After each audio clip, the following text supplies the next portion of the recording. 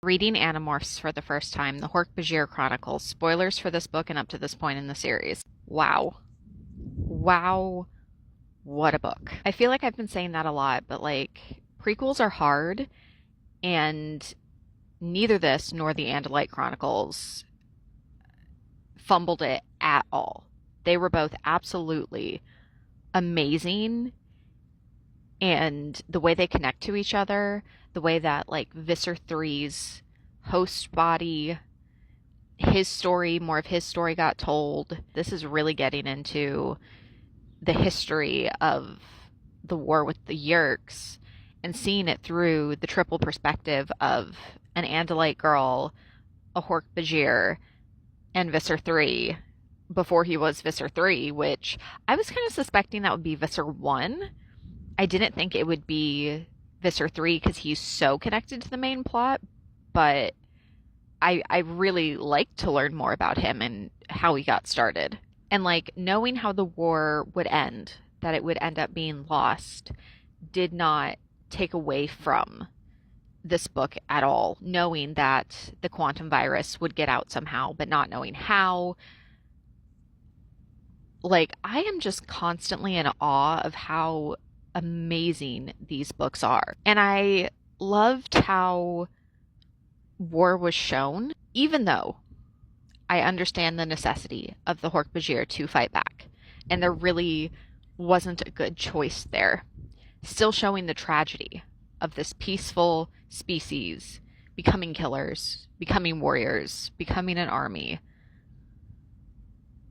It was so well done and really got you in both the heart and the mind. And it's hard to say there was one particular moral of this story because I feel like there were many, many things about battle and war and history and people and, you know, is intelligence really the most important thing? But at the end, ending it with stories have no ending. It keeps going and we get to keep writing the next chapter.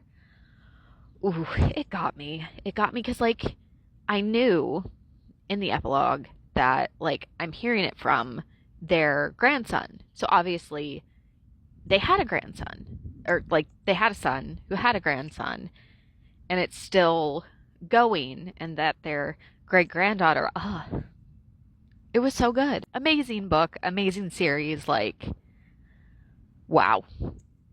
Animorphs is just wow. Also, the Andalites being shown as kind of bad guys in a way. They really have changed in the way that they're presented to the reader across this series, and especially in this book, because it had already started to kind of show them as not the paragons of virtue that they presented themselves as. And we've seen like traitor Andalites before, but this one really showed the species itself's faults. Like, they really are a very arrogant species to the point of other people really getting hurt and the Hork-Bajir losing their war because of the Andalites' arrogance. And I'm really curious to see how that continues to develop alongside them showing that not all Yeerks are completely evil and bad. So there are definitely interesting themes to continue exploring from before this book, but that were stepped up in this book. Also, seeing Visser 3 and like the Yeerk that is Visser 3 experiencing sight for the first time in parallel to the Yeerk that Cassie made a deal with, and showing that maybe he's not just absolutely pure evil either, and like giving him some understandable motivation. Like,